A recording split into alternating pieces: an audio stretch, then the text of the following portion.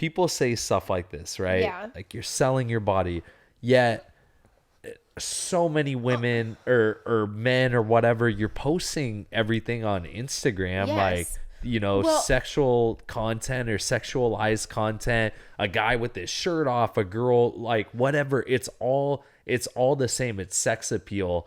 And so yeah, like but instead make some money for absolutely. doing it. And I see your point. I totally agree. But like, also, aren't you selling your body to Bellator? Yeah. Oh, Aren't for I sure. selling Yeah. my body to the UFC? Like, Yeah. I sold my body to the UFC.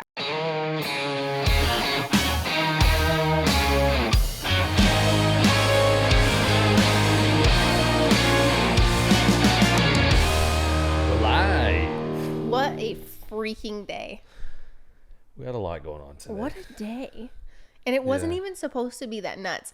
And we moved, so we were originally going to film our podcast yesterday. And we're Yeah. like, no, we'll move it to today to make it easier on ourselves. Because we had some shit to take care of yesterday too. We had a lot going on yesterday. Today, let's just talk about today. So, Okay.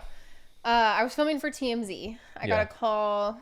Gosh, it was only last week that I believe TMZ, they're putting out a documentary. I don't actually know the gist of it. I know it's about OnlyFans. Yeah. And they wanted to interview me. Basically, so they flew out here, wanted to film me at a photo shoot, talking about OnlyFans. Oh, you're the star of this documentary they're doing. I am? Is what I was told. Yeah. They didn't tell me that. Yeah, you're the star. No. Yeah, you're the lead for this whole thing. The producer was talking to me. Oh, no wonder today was so long. Yeah. I didn't know that. I thought they were just filming they called me last week. Yeah, that is true. But yeah, I mean, as far as what I was comprehending from everything, you're the star of this. I'm a star. Okay, So anyways, so I wake up this morning. My superstar moment was supposed to start at 10:30 this morning. So wake up, had to drive to Miami, so it's like an hour drive. Show up, it is pouring rain, and we had planned to shoot outside. So the gist they told me, I was under the impression, we do have Dennis today. Yeah, Our dog Dennis, if you're watching on YouTube, you can obviously see him. Yeah. He had a whole house full of guests, so he's exhausted. Yeah. If you're just listening, he looks very cute. So I would wake up, do my daily whatever. I was up until 4 a.m. last night, just stressed about life. I could not sleep. It was one of those really bad insomnia last night. So I already woke up kind of exhausted. Drove to Miami. We get totally set up for the photo shoot. TMZ tells me they're just going to do an interview for this documentary about girls on OnlyFans or people who are already famous that made the transition to OnlyFans. Yeah. So we get totally set up. It's pouring rain. The whole photo shoot was supposed to be outside in Miami. It was this beautiful tropical location. And none of their equipment can get wet. So it's like, okay, problem. Oh, dang, that's what it was. Okay. Their equipment couldn't get wet. So it was like, all right, problem solved. They gave they were trying to play around with moving it until Monday or Tuesday. Yeah. Which obviously for us is just not ideal. We have a busy day tomorrow. We have a lot going on until we leave for Alaska. Yeah. So I was like, hey, we're going to my house. So everyone packed their stuff up. I call you. You're on your way home from practice. And I'm like, hey, you better clean that fucking house. Yeah. I have so many people coming over right now. Yeah. We're moving the whole shoot to the house. So come here, interview. I just got done training and I saw I missed a call from you and so I call you back and you're like, hey, go home. You got to clean the house up. Like pick everything up. We got people coming. And I was like, okay, well, how far out are you? You're like, oh no, like 20 minutes. I'm like, oh my gosh. Yep. I just finished practice. I need to eat, shower. I didn't get to shower for, No. Anyways. So anyways, we bring everybody here. We do the full sit down. I had to get hair and makeup done still. So drove an hour to Miami, an hour home. Full hair and makeup. Get ready. Interview about OnlyFans, which I want to talk to a little bit more later because obviously they had their interview questions about OnlyFans. But now that I'm talking to you. Yeah. let's do more, but we'll come back to it. Anyways, Okay. I'm just venting about our day. Yeah. I'm a tiny bit tipsy right now Because I haven't eaten yet. Yeah, you haven't eaten. Because I don't eat breakfast, and that's not me trying to be like skinny or like a bougie bitch or anything like that. I just don't eat breakfast. Yeah, I'm not hungry. breakfast. I love lunch. Yeah. I love it. I live for a hot sandwich. So I planned on just getting to the photo shoot and ordering a sandwich. Yeah. Specifically a hook and ladder from Firehouse Subs. And then, of course, everything gets switched. We come here. I'm trying to rush, film the interview. And then they filmed me doing, like, my exclusive content for Onlyfans, more interviews. And then we did, like, you know, a lifestyle-y interview in the kitchen. And you made me my favorite cocktail. I have now had... Your new favorite cocktail. My new favorite cocktail. This is now my second one. And I haven't consumed zero food today other than this this delicious drink. Yeah. Mildly inebriated. Yeah. So what, tell us about that cocktail. Baby, I mean, obviously. You tell me about it. Okay. You're the sexy bartender. So you sent me on Instagram. It might have been a week ago. You sent me this cocktail, and I had looked at. I was like, "Damn, that looks really good," but we had nothing that went into it. So last Saturday, you had a photo shoot, which I try to go to every single one, but Yeah. I couldn't. I didn't go last Saturday because I had training. It conflicted. Yep. Whatever. So I thought, okay, you know, makeup. I'm gonna clean the house really nice. I went and got you flowers, and then I'm gonna have this cocktail waiting for you when you get home. So I look it up. I find the recipe. It's called a lemon cheesecake. I believe martini, not martini. Yeah. Lemon cheesecake martini. I It's think. vodka. Or can martinis be vodka? Yeah. I think so.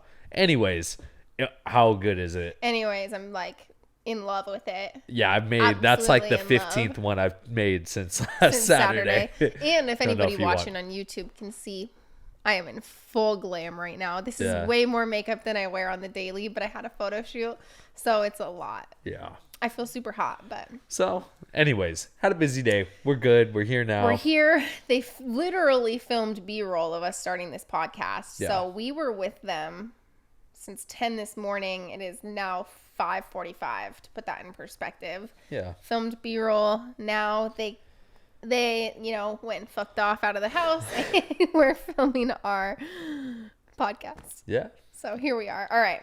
And I didn't even get, like, if you're watching this on YouTube, I have my laptop on my lap because I didn't even get a chance to print Your sheet. my sheet. I love Yeah. to have a good sheet. I know you're a sheet. I'm a doomsday prepper. Yeah. Here we go. I'm so excited, actually. All right. I remember I prepped this yesterday. Yeah. And I'm really excited about this episode. Okay. So I'm kicking it off Okay. with a subsection. No, what am I trying to say? I have no idea. I'm kicking it off with a series called Why I'm the Lucky One. Ah, okay. This is called Why I'm the Lucky One because I had done a Q&A on Instagram, and I get the comments here and there saying, "Oh, your husband's so lucky." Blah blah blah. You're so lucky. Yes. And this is going to open up a lot. Little do they know. Little do they know I'm fucking insane. And you're being held here under... Blink twice if you need help. Yeah. Okay. Why I'm the lucky one. Okay. And I hope you have some points. I don't know if you're prepped for this. So I wasn't, but I know. You'll off of my points, you'll get some of your own. Of course. So, one. So why I'm the lucky one? You literally get out of bed to get me anything I need. Yeah, it doesn't matter what time. I think this happened last night. It was Yes. like we had just gotten into bed. I brushed my teeth. The lights were off. We were ready to get, like, you know, I was in bed and Yes. you wanted like a drink or something. Oh, I wanted a diet cherry Pepsi. You wanted diet cherry Pepsi. I was parched. So I got my ass out of bed, marched into the kitchen and got you that. Yes, you did. Which, a little bit of an enabler, because maybe that's why I had such bad insomnia last night. True. Yeah. But, okay, and why I'm doing the Why I'm the Lucky One segment is I hope this is, for the listeners, we have a very successful marriage. Ish. Yeah. Great marriage. Not ish, I think. I was trying not to sound braggy. Yeah. Kick-ass love story. Yeah. We have a kick-ass love story, and this is partly what makes it so kick-ass. Yeah. But I think as much as I do that for you, you do the same for me, though. I found my phone. Oh, nice. Okay. You do the same for me. If I were to ask you, you do. Okay. So I think the takeaway here is, because I don't want to name names, but my dad and his wife, whenever one of them wants something, they ask the other one, and the other one basically is like, fuck off. No, I'm not getting that for you. No, you can get up and do it. You lazy son of a bitch. And I never wanted to be like that. And so, as long as you don't abuse my power. Yeah, abuse the powers, then I will always get up and get things for get me. Whatever you need. So actually, funny we mentioned it. It's the second thing on my list. You cleaned the entire house, and you had a cocktail waiting for me when I got home from a photo shoot. Yeah. Another thing why I'm a lucky one. Another one, you literally go with me to almost every single photo shoot. Yeah, I think, well, for one, I made it a point like a year ago. I was like, okay, this next year, I'm going to try to go to every single one, because I do know how important it is to you, and I know it makes you feel more confident, makes you feel better. And it makes me feel more comfortable. Obviously, like, I love OnlyFans. I love doing exclusive content. But it is still, like, nerve-wracking, going to these photo shoots and, like, being sexy and, skimpy in front of a photographer or other people.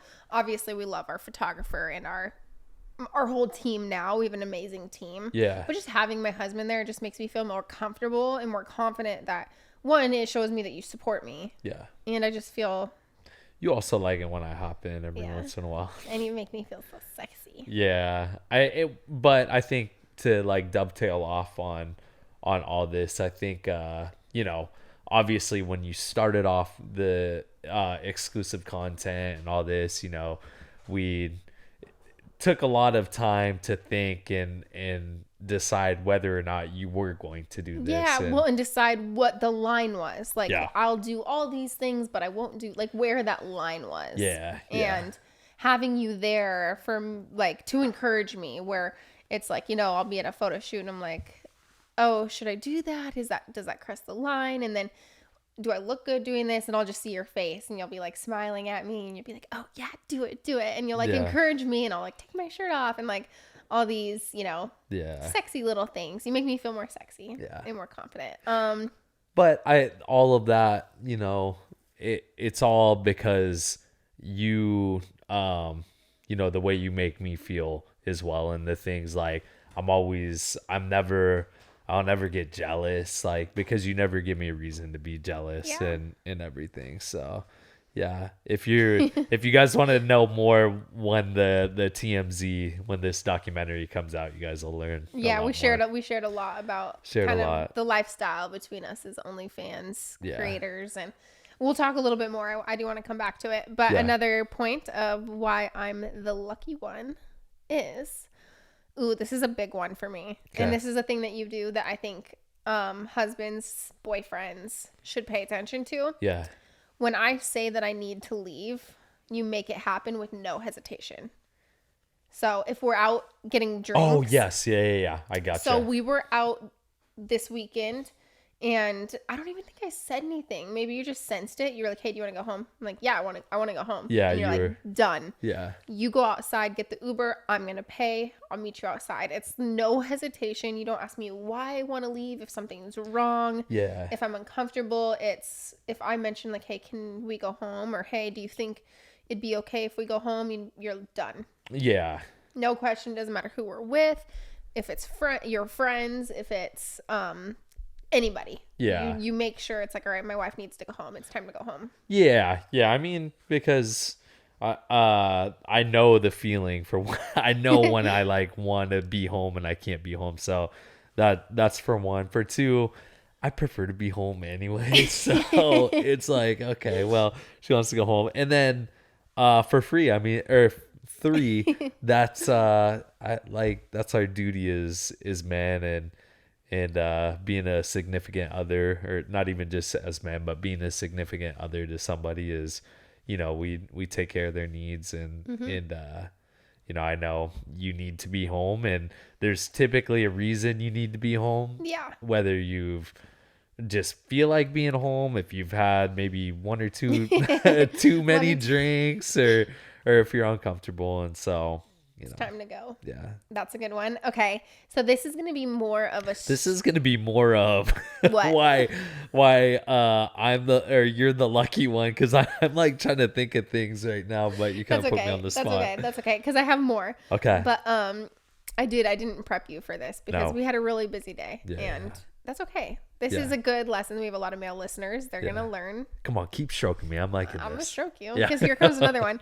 So this is going to be a specific story and of why I'm the lucky one. So we were on my book tour in New York. Yes. And I believe we were somewhere else before.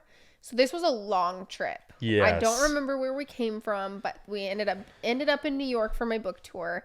Then we had to go from New York to LA to continue the book tour. It was a long stretch of time where we were not home, and we were living out of suitcases. Yeah. So we were in New York at our hotel. Yeah. I had ran out of I remember this now. Yes, I had run out of clean underwear. Yeah.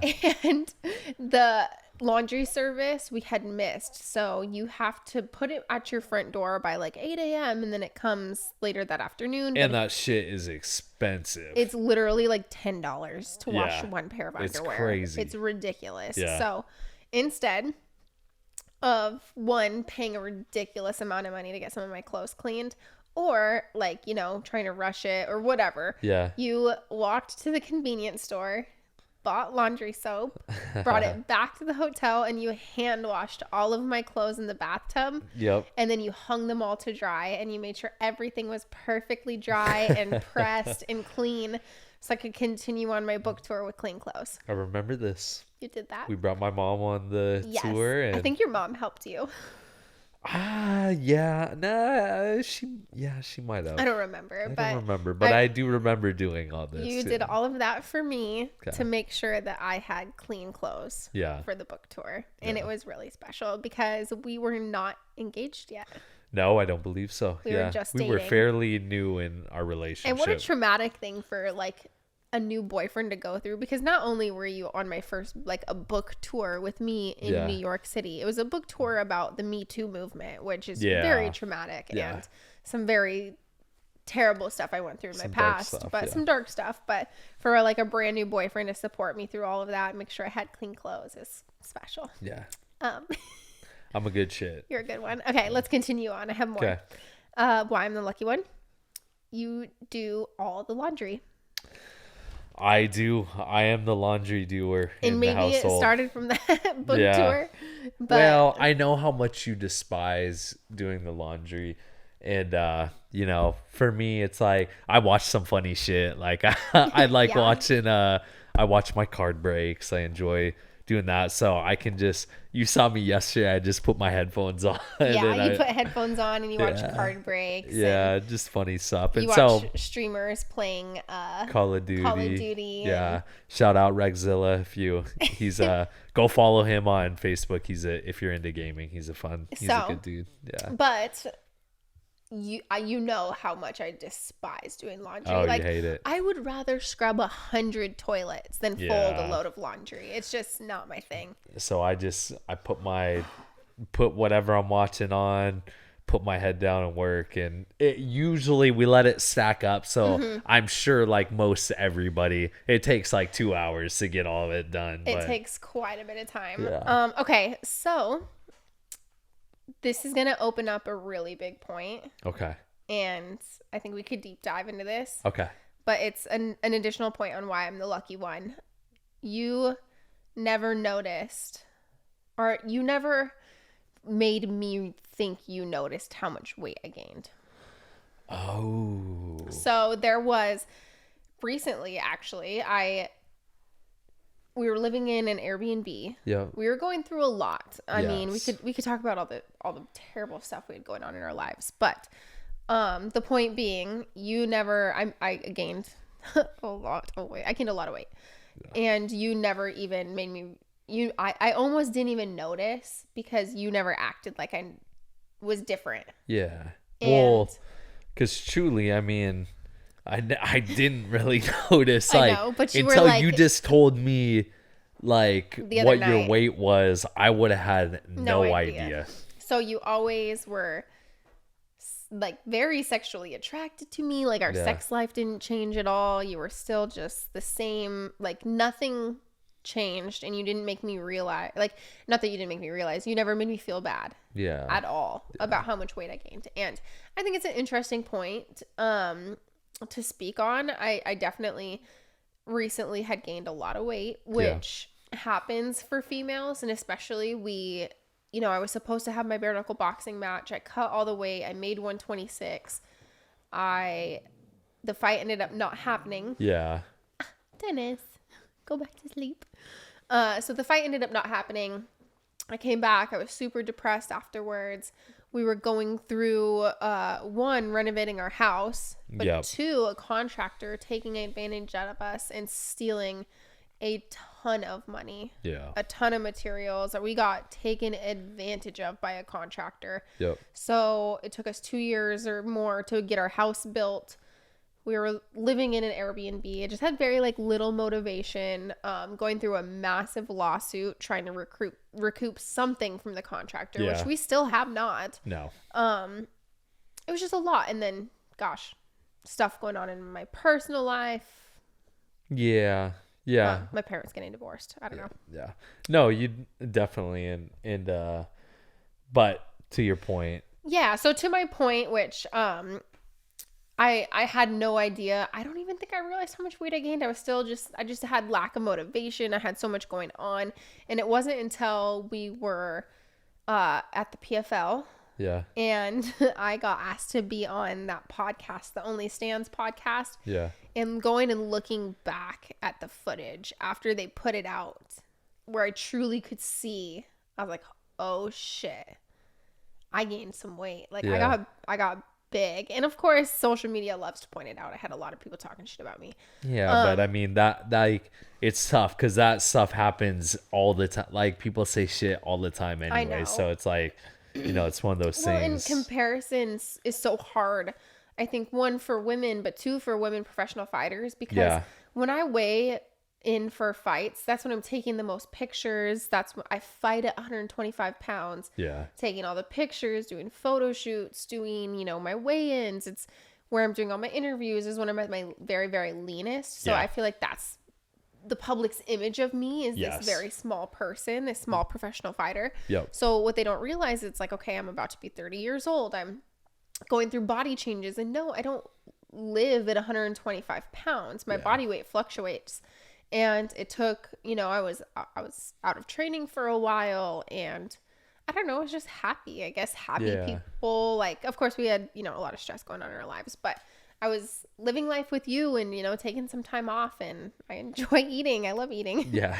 But it wasn't until I watched that podcast where I was like, fuck me. Funny, that's I didn't know that either. That was the. So recently, Only Stands put out a clip of me. Yeah. On their Instagram, and I text Garrett and I was like, "Hey, can you have them pull that?" Because I didn't like the way it was pretty bad. I don't know. I didn't feel like I looked like myself, and they were so nice. They immediately, no question, pulled the clip and took it off their Instagram. Yeah.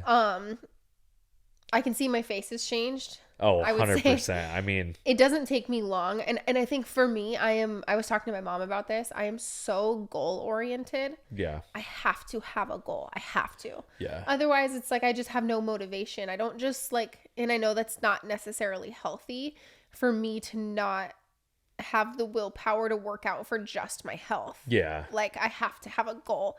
Either I'm training for a fight, or I'm training for a half marathon, or what helped me was working with the PFL, and I was like, all right, I'm getting in shape because I know I'm going to be on TV, I'm going to be on camera. Yeah. And I thought that we were going to be in New York for Thanksgiving. Yeah. So I was like, all right, I'm going to show everybody I'm going to get in such good shape for these fights. I'm going to be a completely different person. Yeah. And I ended up not working that event. But I did make the changes, and I know how hard I can work. Once I have a goal set in my mind, it doesn't take me long to get in shape. It's just, the principles of losing weight and getting in shape are very simple. It's, eat less, work out more. Yeah. Although the willpower and really the science is a little bit harder, but I was able to lose quite a bit of weight since then. But now you got this and yeah. Now I have this and my own podcast to see my face on all the time. And I mean, I don't know if we want to get into specifics. I did tell you how much I weighed and how big I got.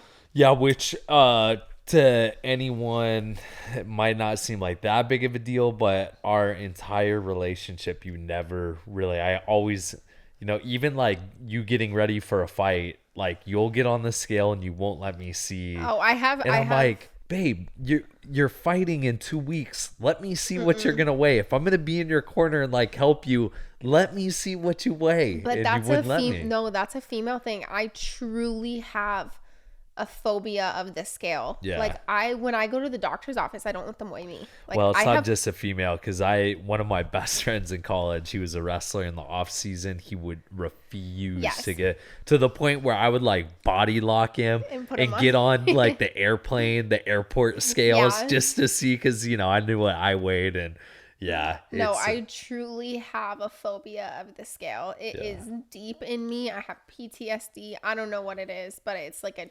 terrible trauma that I cannot, when I go to the doctors, I do not let them weigh me. That's fine. And you tell them or I tell them like, you can weigh me, but I can't see. You cannot tell me how much it is. Like, I can't know the number in my head, and I don't know what that stems from, if that's from fighting and cutting weight. But when it is like go time for me for fighting, I will get on the scale, and I probably weigh myself like 3 times a day when I'm getting ready for a fight. And I have a purpose to cut weight for, and I have a goal that's based on my career, but I haven't been on the scale since then. I just look in the mirror, and if I'm happy with what I see, then I'm good to go.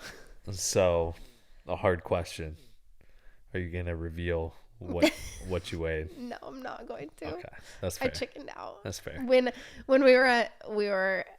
which I've had one drink, 1 plus a few sips. Maybe by the time I finish this drink, I'll tell everybody. Oh, okay. Maybe. Okay. Because, I mean, of course, it's like, oh, do we want to make headlines for our podcast about how giant Paige Van Zant got? Stop. Well, to go off on another subject, what is your favorite food? Oh my gosh. Okay. Yay. Let's talk about food. You love food. What is your favorite Let's talk about food? A positive topic. Yeah. Okay. So we were out having drinkies the other night. Yeah. And you took me out on a date. Yep. To this cool area called Meisner Park in Boca Raton, Florida. It was our first time there ever. And we went to this restaurant called Kapow. Delicious. So I finally figured out what my favorite food is. And? It is appetizers. Yes, you are the queen. You love appetizers. I am the appetizer queen. That is literally the only reason I like Cheesecake Factory. The appetizers. The appetizers. So if we go to Cheesecake Factory.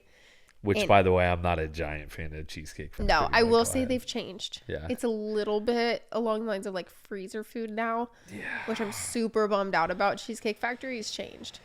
Just the last meal I had, it was like the noodles were just covered in like butter and oil. And the noodles just seemed like blah. Like it wasn't good. Wasn't my thing. But before, when I would go to Cheesecake Factory, because it was one of my favorite restaurants, I would get 3 appetizers. Okay. And I would share them with whoever I'm with. Now I don't want to just talk about how fat I am or how much I love to eat. Okay. One, they're sweet corn tamale cakes. Yeah. I think I've tried. Yeah. So good. Avocado egg rolls. Yep. And then they had what was their cauliflower called? Ooh. It was like Korean cauliflower, yeah, maybe? Korean cauliflower. Yeah, so those 3. Okay, yeah. So freaking good. Yeah, which you got Korean cauliflower this last time. Kapow. Yeah. Oh, I did at Kapow, and it was so good. So yeah, I decided my favorite food is appetizers. Yeah, and I like my entree. I don't really, you order a lot of these appetizers. I don't really eat a whole lot of them. But I like to taste more food. Like I have, appetizers are they're the best because you get a little bit of everything. Yeah. You can have a little of this, a little of that. So at Kapow, I got some ceviche. I got the cauliflower. Yeah, you pretty much only ate appetizers. I only ate appetizers, but I made sure I'm on a yes, you're doing trying to be healthy. Yeah, you are. So which to our next thing, so we were, you ate all this food starting tomorrow evening. I'm not done talking about food yet. I know, and I'm hungry too. But tomorrow evening, what will we embark on? Tomorrow we're starting the 86-hour fast. We are embarking on the 86-hour fast. We are. Starting Thursday evening. I'm stoked. I know I can do it. I've completed a 3-day fast before already. Yeah. So I know that I can. Yeah. But yeah, I think for health reasons, obviously Dana White had just put out that he did the same fast. It's extremely good for you. It helps lower your risk of cancer. Yeah. It helps your body fight off any negative diseases that you have. And I think it's just the perfect time right before Christmas to go on a good health. Yeah. Like a health journey. Yeah. And we're going to try to sauna and ice bath every single day and do our 3-day water fast. Yeah. And the thing I'll speak on is, obviously cutting weight for fighting and then growing up being a wrestler my whole life. The best feeling in the world is after a weight cut, the next day you feel so good. So I'm really excited about doing this because Nope. Really? Nope. I don't get that at all. I get it. My body feels so good. I feel so clean and cleaned out. Nope. TMI. Here I go. Every time I cut weight, I shit my pants. Well, I mean, extreme. Yeah. But you need to eat the right things after. And I swear I do. Much. I work with nutritionists. They put their correct things inside of me. Can I tell a really graphic story? Yeah. It's about me. Yeah. It's fine. Yeah. It's fine. Cutting weight. Yeah. I'm, cutting weight. I was about to fight Alex Chambers in Las Vegas, Nevada. And this is right when USADA got implemented in the UFC. Yeah. So my drug testers show up right after weigh-ins. Yeah. So I'm in my hotel room hydrating. Every single time I would weigh in and try to rehydrate, instantly sick. Yeah. So, but part of USADA is once they see you, they cannot, or you cannot leave their site. Yeah. Because, it's the whole anti-doping. Maybe you're going to go. Yeah. Go lock yourself in a bathroom. Do something to mask the drugs or take something. I don't really know. So I had my drug tester in the bathroom with me for 2 hours while I shit my brains out. Yeah. That's crazy. So. Yeah. Anyways, you don't feel good. I feel really terrible. Good. So we're gonna do this fast. I feel really good. I have a feeling a lot of that's because of how dehydrated I get. Maybe it's incorporating the water back into my body, which makes me so sick. But well, and I do think it's normal, anyways, for your bowels to be a little thrown off. So I'm not talking about that part. I'm talking about my body and in a whole feels really good after I go through. I cut weight and rid myself of everything and then all the toxins. Yeah, it feels good. So I'm excited. I like it. We shall see. We shall see. We'll be back next episode with an update. Oh yes, the next one we'll be able to talk about it. We'll literally update about our we'll see if I get 3-day fast. Yeah, we'll see if I get sick or not. Yeah. Okay, can we go back to food? Yes. I had written down, I did figure out what my favorite food is. Yep. I want to reminisce with you. Okay. Over some of the best food that we have ever eaten. Okay. Now, I'm going to go first. Okay. Because there is one food, obviously appetizers are my favorite food, but when I close my eyes, and I dream and fantasize about a specific dish. There's only a few that come to mind. Yeah. Where I will never forget that one dish. Yeah. And it was my mango curry at a Nepali restaurant in Portugal. Yeah, in Lisbon. In Lisbon, Portugal, we went to a Nepali restaurant, which is similar to Indian food. Yeah. And curries, yeah. So I got a mango curry. I would do dangerous things to try to get that dish again. It was so freaking good. Yeah. I dream about having that mango curry again. Yeah, we did. We ate at some really cool places in Lisbon. Remember we did that, it was like for lunch, which if you like European, as far as I know, they don't really do like breakfast. It's not like a popular thing. It's more of like lunch because everyone stays up late. They get up later. So that restaurant finally opened up. We go and did like this 5-course meal. At this small little place in Lisbon. They had the blood sausage and stuff. I didn't really want to try it. But we had blood sausage the first time. It was pretty good. Yeah, it actually was pretty good. Yeah. But yeah, our trip in Portugal, we've been there a few times. I was brought out to be a part of the Web Summit. Yeah. Which is a really big, actually tech conference. But we were lucky enough to be there for, a pretty long period of time, like a week. And go experience Portugal and all the amazing things it has to offer. And their food was incredible. But yes, one thing we learned, so a lot of our we're friendly, especially you. Yeah. We make friends everywhere we go. Yeah.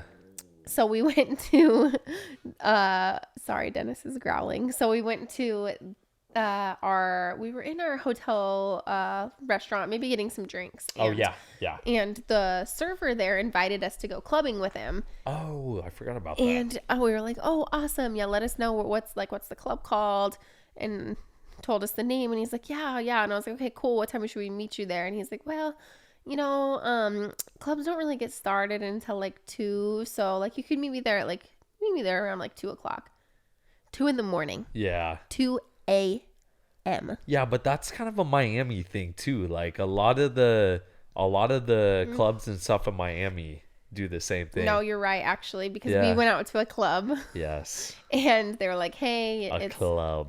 We went to a club. Yeah. And bouncer was like, what's up, guys? Like, hey, you know what? It's it doesn't really get crowded here until past midnight. So come back around midnight, somewhere between midnight and 2 a.m. Yeah, and we're like, nope. Okay, yeah. So we went back to our hotel room, got a pizza, and went to bed. So a funny thing about memorable food, it really ironic, but one really memorable, since we made multiple trips to Portugal, stayed at the same hotel in Lisbon, that breakfast spread that they have, it's like this buffet. I think about that a lot too. I loved it so much. It was really good. And I made sure to always get up. No matter how tired, jet lagged, I always got up to go down and eat that food. Eat that breakfast. Yeah. And then what were those little Portugal, the pastries that they had that had the cream on top? I have no idea. Oh, they were served with every meal. Okay.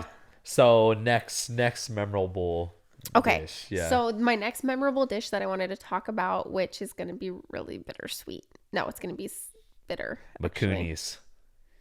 Oh, shoot. Yeah. No, Makuni's is incredible. Okay. Makuni's is my favorite sushi restaurant in the entire world. And it is in Sacramento, California. It's your base for every other thing, that every other sushi restaurant. It's always compared to Makuni's. Yeah, we're going to take you guys on a little food tour. Yeah. So Makuni's, the best sushi in the entire world. What was the bittersweet one? I'm going to come back to that. Okay. But you brought up Makuni, so we got to talk about it. Yeah. Makuni's, Sacramento, California.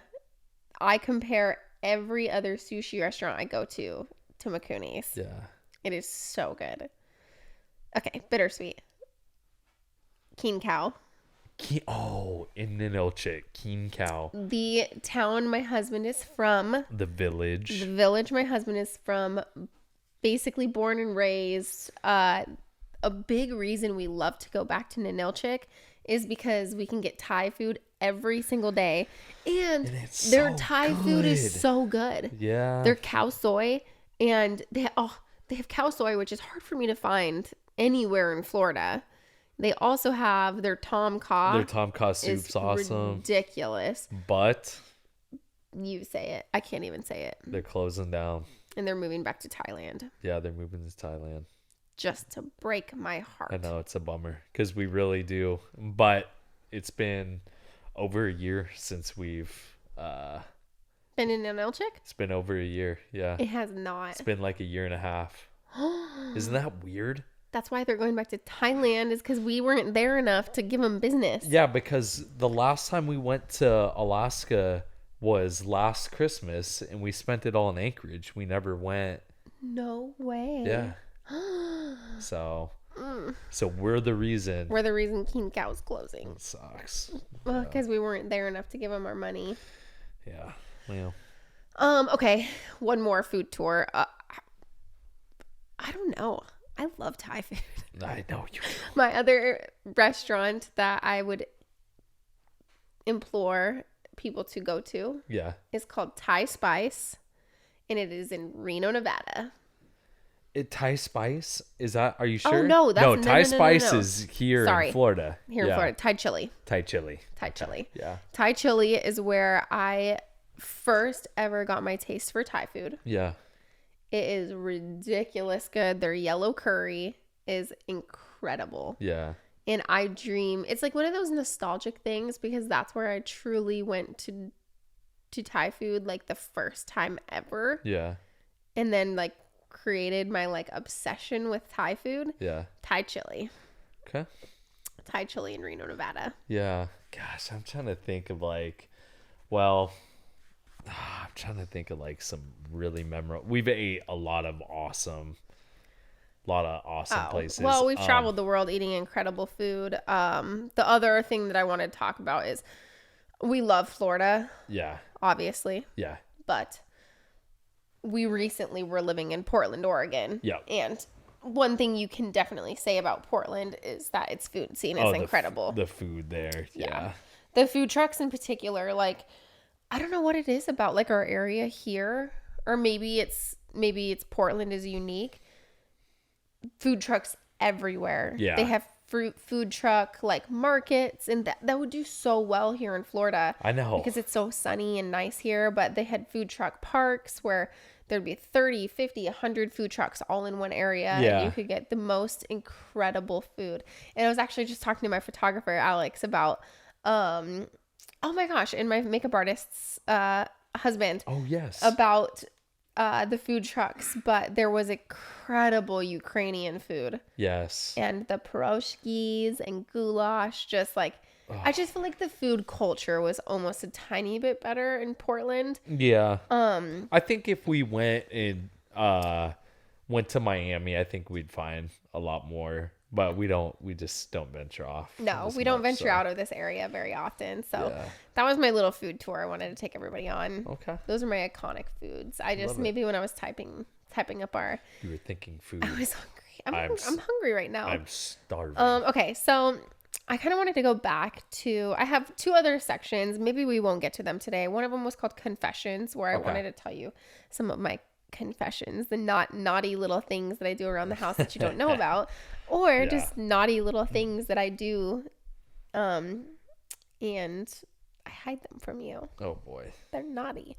But I wanted to go back to the TMZ thing that we filmed today and talk about OnlyFans. Okay. And of course, I had a great time today. Incredible group of people we worked with. I think the documentary is going to be really good. Yeah. Talking about OnlyFans, I think it's just such a hard subject for me to speak on because, one, I love doing OnlyFans. I like modeling and being sexy, and I've had such a positive experience with it. For sure. That, people constantly ask about the negative stigma, and I guess I was nervous about it at first. And I guess I just don't think through it that much. Like, I just don't. Yeah. Yeah. I guess like as in depth as they were trying to get, like they were trying to, dig deep and get to the roots and the nitty gritty. And like, for me, it's like, I don't know, like, should it be deeper than what I make it? Like, I love what I do. I don't know. That's it. I do it because I can and I love it. And obviously we make a positive impact on our family and our lives. And for me, I'm just working my fucking ass off. And yeah, you do. I get to be sexy at the same time. I see it as beneficial. I don't see, I guess, don't see the negative, all the negative stuff. And I just don't see like documentary worthy content. I don't know. Maybe there is. What do you think? I think what they're trying to do with the documentary is they're trying to bridge the idea of, you being a celebrity in your, before and then transitioning over to this versus, just a girl who decides, hey, I want to make this sexy content and go, I think you've created so much and you built yourself up so much before that, jumping into this, it's widely successful. And because you are this gorgeous, sexy, and you do something different that, 99.9% women can't do, they're not fighters or they didn't grow up, athletes and stuff. And so I think they're trying to, because as far as I don't know everything about the documentary, but what I was understanding is it's like celebrities who decided to go and make this, do this OnlyFans, and why did you do it, and all the, or exclusive content. So. And I guess I'm trying to find this hard balance because I know that I'm going to be interviewed and asked about it a lot. And I just feel like people are looking for so much more from me than I'm able to provide. Yeah, I get that. It's almost like I have to, like, I feel like not scripted, but I have to force an opinion on it. Yeah. Where I don't necessarily have one. I'm just doing my life. I'm just living my life. I don't know, like, I don't know exactly what you're wanting from me. This in-depth, like, so then it's forcing me to have this opinion or this like deep thought about OnlyFans. And part of me, I want to force this narrative of, I was asked on social media, they were like, oh, why do you do OnlyFans? And it's like, okay, well, or why do you sell your body? It was why do you sell your body? And it's like, okay, well, like, and my initial thoughts are like, well, I don't see it as selling myself. Like, nobody's allowed to touch me except for my husband. 100%. That was like the first thing I was gonna say. Like, what is this? You're selling your body, like you're selling this, like what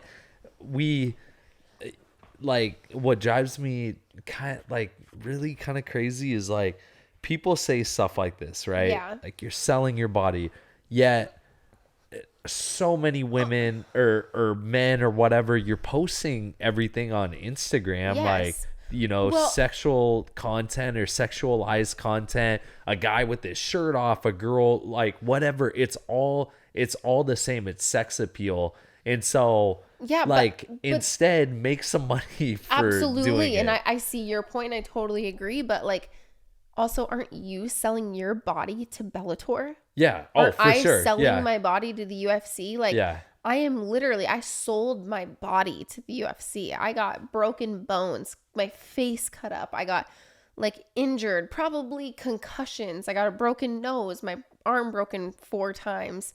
I tore my shoulder. X, Y, and Z. Like, isn't that the same thing? Like, I literally sold my body to the UFC. So now, like, am I selling pictures of myself online? Like, and I guess I can understand. I understand why some people aren't okay with that. Yeah. Just as like, I totally respect people's opinions and not being okay with it, because I believe in a time when we are allowed to have opinions that are different from other people's, and it's okay. Yeah. And I think there should be arguments and conversations that are, that we can, have open conversations and arguments about it. Yeah. But I'm not getting hurt. I'm not like, you know what I mean? I don't know. I feel like there's been so much narrative around me, like selling my body on the internet. And I'm like, well, why do I do it? I'm like, well, yeah, because I can, first off. Yeah. Because I can. And 2, it doesn't bother me. No, you can. You're married. Your husband is okay with you doing it. Your family is okay with you doing it. My husband gets in on the content. I get in on the content. And the only person who's allowed to touch me is my husband. I would never do anything that you weren't okay with, ever. 99% of the time you're at the photo shoot too. Yep. And I can totally understand and respect people's opinions on why they're not okay with it. Yeah. But I also believe that they should give us the respect that we are okay with it. Yeah. Yeah. And just because you're not doesn't mean you need to force your opinion on us. Like, just because you're not okay with me, selling pictures of my boobs online or my feet or whatever, like that's great. You're not cool with it. It's not something that you would ever do, but I'm okay with it. Yeah. Yeah. So I don't know. I guess just anyways, today I've had more thought and had to force myself to dig deeper and think about it more about it. And I guess I don't know how I feel. I don't know. I feel like I'm living my life and I'm happy and I'm confident and I'm on OnlyFans and it's sexy and I've seen your penis on there. Oh boy. Mom. Why is that the first thing I say, Mom? Gosh damn it. First thing, penis. Mom. All right. Anyways. All right. So a little bit of a deeper dive into the OnlyFans stuff. I don't know. I'll be interested to see the documentary. I am too. I'm curious to see where it goes, what exactly the premise is, what light I'm shown in. Yeah. But I'm confident with my OnlyFans. I have a great time. Yes. I love it. It's been lucrative. I have a ton of amazing fans, amazing subscribers. My boobs are incredible. Yeah. I paid a lot of money for them, so might as well show them off. Yeah. Okay, let's do confessions. Okay. I believe you should be able to think of a few of these for yourself. Confessions. So the reason I thought of my confessions is because I was unloading the dishwasher the other day. Yeah. Putting the dishes away, and all of a sudden I was like sniffing. I was like, you know what? These aren't clean. The dishwasher doesn't smell that good. And then I realized halfway through putting all the dishes away that the dishes were dirty. But of course, you loaded them. Because I'm in that group who I wash the dish off before I basically clean the dish before I put it in. You basically clean the dish before you put it in the dishwasher. Yes. So they looked clean. And I put them in very neatly. Yes, so they looked everything perfect. Fits, yeah. So I start putting the dishes away, and I noticed halfway through that the dishes were dirty. My confession is I did not put the dishes back in the dishwasher. The dishes I could put away, I left them where they were. So anyone who's planning a luncheon or a dinner date over at the Vanderford house, your fork might be dirty. Yeah, bring your own fork or knife. This and was spoon. a while ago. So the dishes are clean. Okay. But that was my confession. Okay, that was yours. Ooh, I got one really quick. Okay, go ahead. Okay, so since I am the laundry man. Yeah. Laundry bitch. Yeah, a lot of times, I don't know how many men I'm talking to here, but like these women shirts or skirts or whatever, they like have nowhere to hang on. They're just weird. I don't really understand some women's clothing. Yeah. Like some of it is so weird, and I usually will wad it up and like throw it in the back of your closet. That's okay. So I do. So if you're looking for something, it could be hidden in the back, just thrown in the back. Yeah, totally. I get frustrated. I just get frustrated. I'm like, you know what? Yeah, just throw it in. Yeah, I'm okay with that. Okay. Here we go. Ready? Oh, I recently bought 7 new pairs of sneakers. Oh, yes. 7. Yeah, I was aware of this. Okay. All right. Yeah. That was a confession. I was aware as they came in. Yeah. Every day a new pair of sneakers. Okay, I've got one for you then too. Okay, go. It shows up tomorrow, but if you bought a case of cards, I'm throwing you off a bridge. I didn't. It does come with it is a card thing, but it's not a case. No, but I bought it. Okay, put it in perspective how much a case costs. Oh, a case. If we're talking about something cool, they're like $13,000. Yes. $15,000. Okay. I did not get a case cards. Thank you. I did get like 8 little Donruss blasters. And you can hunt the downtowns. The downtowns are really cool. You can hunt the downtowns. Why don't you just go buy a downtown? Well, because the chase. It's the chase. So I got like 8 of these little blasters showing up tomorrow.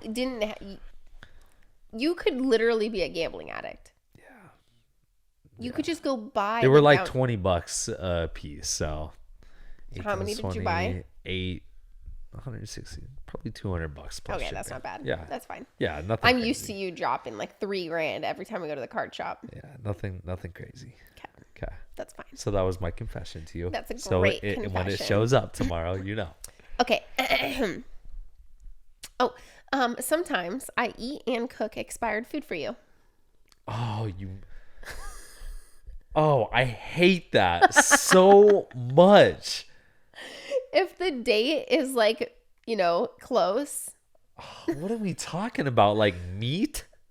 All food. I hate that. I know you do. Because I would not. I'm not I'm an expiration guy. No, because you're too much though. Like if there's 2 types of people on Earth. I have a stomach ache now instantly. And I haven't even ate anything. Now I have a stomach ache. So there's 2 people, right? The people who see the expiration date and think it means nothing. And you who sees the expiration date. And even if it's like, oh, it expires in 3 days, you're not going to eat it. I have a stomach ache now. Damn it. So really? But yes, you're fine. Have you ever had salmonella since we've been together? I have no idea, but I have a weak stomach. Well, that's crazy. I can't believe you do that. You'll live. I can't believe you do that. Like that's that crazy. Cheese sandwich I made you the other day. Yeah. Well, but cheese, you just cut the mold off. Cheese is different. All right. Cheese is literally moldy milk. Yeah. Is that so? It was just the cheese that was expired? Oh no, this has been going on for like 6 years. Oh gosh. So. Anyways, that sandwich was really good. It was a really good sandwich. You thought I should open a food truck. I did. I said you should put this sandwich in. Yeah. Okay. Anyways. Okay. So that sucks. But that's the thing. Okay, so I wrote this down because I saw this on Instagram. Yeah. This is like a boomer versus millennial situation. Uh-huh. You're a millennial. Okay. Technically, I'm a millennial too by age, but I have a boomer mentality, and you don't waste anything. Nothing gets wasted. I save all pickle jars. That's just like the way I was raised. You don't throw stuff away. Yeah. Well, our family did that too, but we paid close attention to the expiration dates. Okay, yeah. That's smart. Yeah. Most of our Tupperware was the sandwich. You know how the sandwiches lunch meat comes in the top. Most of our Tupperware was just we wouldn't like sour cream jars. That too, the plastic sour cream. Yeah, all of it. That was all of our Tupperware. You do not throw away which makes sense. Tomato sauce. It's reusable. Yeah. So, anyways, watch what you eat. Yeah. Oh boy. Oh yeah, the other thing on here I'm not gonna say. Say it. No. Really? No, I told you it the other day, and then now that I typed it out, I already told the entire world that I don't brush my teeth that often. Yeah. The last thing that they need to know is this on my computer. Oh boy. You told me the other day. I can't really even remember. It's another confession. We're gonna skip it. Okay. We're going to come back to it, see how I feel. Okay. Yeah, those are my confessions for you. Did you have any more confessions for me? Not that I can think of right off the top of my head. That's okay. But, yeah. Okay, so we were watching football the other day. And what did you think about, okay, this is a hot topic right now. Yeah. And I'm curious because it's like all over. Maybe because we're married and we talk about football and football cards a lot. Yeah. A lot of football stuff comes up on my feed. Yeah. Patrick Mahomes recently fit he threw. Yes, he threw a fit because somebody was off, or there was an offsides call. Here, let me take it from here. Kadarius Toney lines up offsides. He's like a foot offsides. They run the play. Pause. He was offsides. He was offsides. 100%. He was offsides. They run the play. It's a bomb down to Travis Kelce. Travis Kelce catches it. Laterals it back, throws it back to Kadarius Toney. Kadarius Toney scores what could have been a walk. It wasn't a walk-off touchdown because I believe there was still like a minute and 20 left and the Bills would have had an opportunity. Anyways, the game ended. The Bills won partly because of this play. And Patrick Mahomes threw a big fit. about it. Because the touchdown got called back. Because the touchdown got called back because of offsides. His argument was, that didn't affect the play, blah, blah, blah. But it's like... Okay, so does he agree that there was offsides or not? Yes, he agrees that, there's no dispute. Kadarius Toney was offsides. Yes, okay. But there's no dispute. So I don't mind. Here's the part of it that I don't mind. I don't mind the being pissed off afterwards. What bothered me the most was him bitching and carrying it over to Josh Allen. Now I don't necessarily know. I heard they talked before and I didn't see any of this. So gotcha. I only saw Patrick Mahomes being angry, saying something to Josh Allen, not directly towards Josh Allen, but saying something. But I saw that too, because after the game, they always hug each other and they do the good game hug, whatever, exchange jerseys if they want to, blah, blah, blah. But that's the highlight that I've seen all over Instagram is they're making him a meme and putting a South Park voice over him or something. Yeah. Where they're basically him, bitching afterwards to Josh Allen. And it's it was just an inappropriate time. Yeah. And I was just curious your thoughts on it, just because I've seen I had no idea the situation, I guess. I just had seen a lot on social media about it all. Yeah. So you would agree he's offsides? Yeah, he was offsides. Okay. Yeah. So he shouldn't be complaining as much as he was. No. I mean, he and Josh Allen have played a ton of games, and there's been multiple situations where Patrick Mahomes got the call to go on and beat Josh Allen because of a pass interference or something like that, something that could be disputed and all this, and for him to treat Josh Allen that way after the game, I just thought it was kind of silly. Yeah. Okay.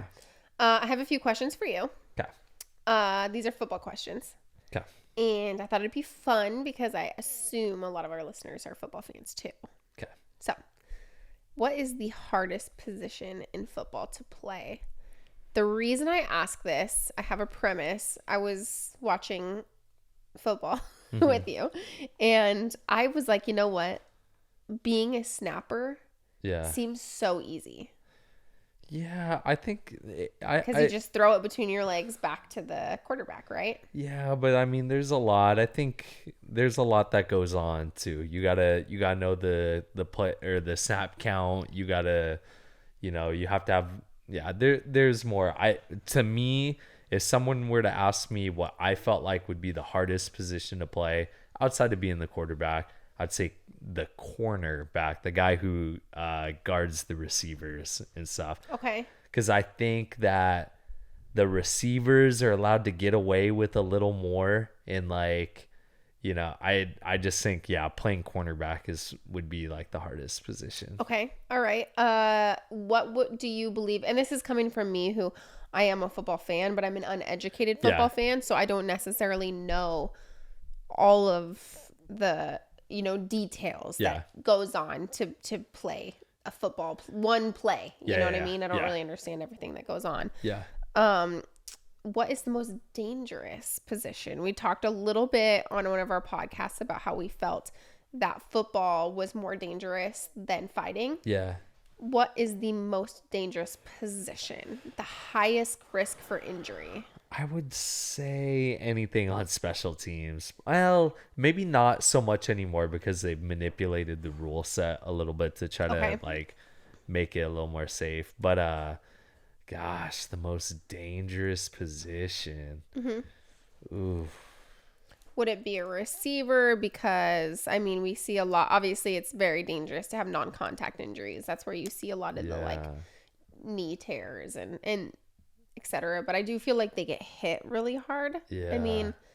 Probably running back, since the running back shelf life's probably the shortest of most positions in the NFL. I'd say running back probably. And then for linemen though, they get hit in the head over and over and over again. I would assume that they would have to have a lot of concussions. Yeah. Maybe that might be true. Linemen might be. But. Okay.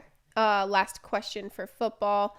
What position requires the most intelligence?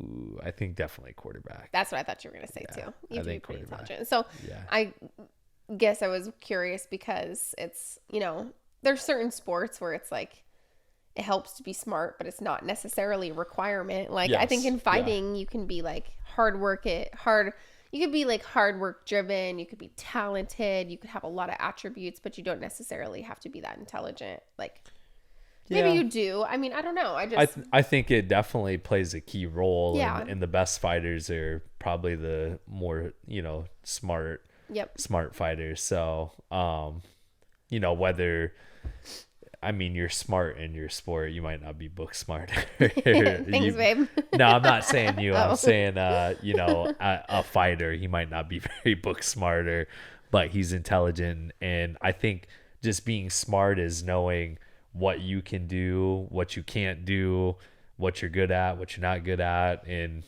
that I just like simple things like that can be being really smart in fighting. Okay. Mm-hmm. I love that. We did have a conversation the other day where we decided that you are far more book smart than I am. I don't know if I'm more. You have a college degree. I do, but I'm okay with that. It's kind of my college degree, kind of my buddies. I'd say it's a lot. My college degree is deserves probably to be on somebody else's wall. You got college degree in wrestling. Yeah, I got my degree in wrestling. You got your degree in wrestling, which is impressive. Yeah. Yeah. How are we, Juan? We're at 65. Oh, shoot. Perfect. Oh, my gosh. We've been talking for a long time. I had one cocktail and I forgot where I was. Oh, my gosh. I'm just letting myself go. Yeah. All right. How's life, babe? It's great. I'm hungry. What a day. I'm starving, especially for us to talk about food. Dennis is wiped out and exhausted. Yes. So we will probably film one more episode, 2 more episodes before we go to Alaska? Before we head to Alaska. Before we go to Alaska for Christmas. I'm already packed. I've been packed for months. I can't wait to share about, my mom was on the last episode. Yeah. Oh, my cute little mom. I can't wait to talk about how our fast goes. People get to stay tuned for that. Yep. Maybe I'll talk about how much I weigh after our fast, and we can really have how much you've lost between your heaviest and then what you weigh after the fast. Because I was my very, very heaviest at the PFL event, which is fine. Yeah. But I'm really good at getting dedicated and getting back on track. Yep. So we have a lot of good stuff to talk about, but let's go eat. Let's go eat. Yeah, this is a great podcast. Wait, everybody subscribe, like, share, follow on YouTube, subscribe, like, and share, because we're having so much fun with this. We're so passionate. Yeah. And we are everywhere you stream your podcasts. And, A Kickass Love Story at gmail.com. If you have any questions, stories, A Kickass Love Story at gmail.com. Write in. We would love to hear from our viewers. We're out. Let's go eat.